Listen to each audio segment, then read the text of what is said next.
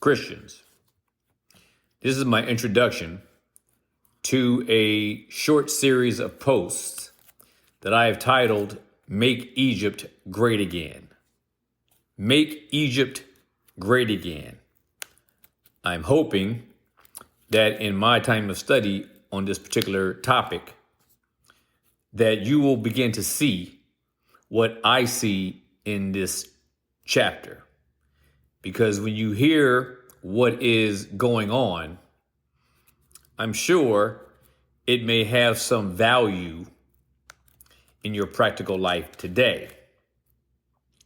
That being said, in Exodus 1, it begins by laying out the names of all the people who left Israel and came to Egypt.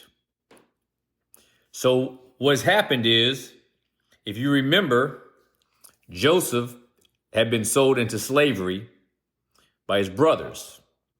Reuben and Simeon taking the lead in that problem, that issue.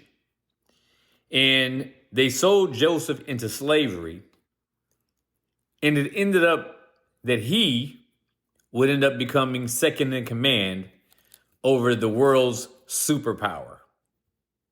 An Israelite, a Jew, a Hebrew. So he ends up basically running all of Egypt. All of his policies put in place, and his relationship, for all intents and purposes, with the Pharaoh was a quality one.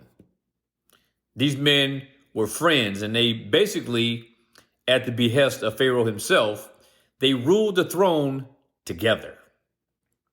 They ruled it together. Joseph was a man in which God's wisdom drove him.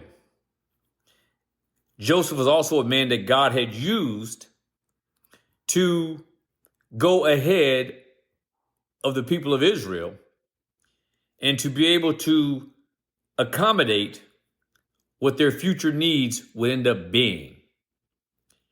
And you will find that he says that all these things Joseph acknowledged, they were done by God with a specific design in mind, which was to preserve Israel, to preserve the Hebrew nation. And Joseph would end up being the man who was instrumental in doing that. And so it wasn't until the Israelites had to endure a famine, like many of the surrounding territories, they had become subjected to a famine. But because of the wisdom of Joseph and the wisdom of Pharaoh to allow Joseph to oversee resolution, to provide people with rationed food during this famine, Joseph was also able to do this for his own family. And so we begin to see how and why Joseph went through all of the trials and tribulation that he went through, but it was done so that he might save many people alive, and in particular, his own people. So as we get to Exodus 1, we begin to find out what happens after the Pharaoh that ruled over Joseph, when he died, when Joseph died, and when all the generation that then was alive. We begin to see what happens to Egypt and Israel in Egypt after that happens.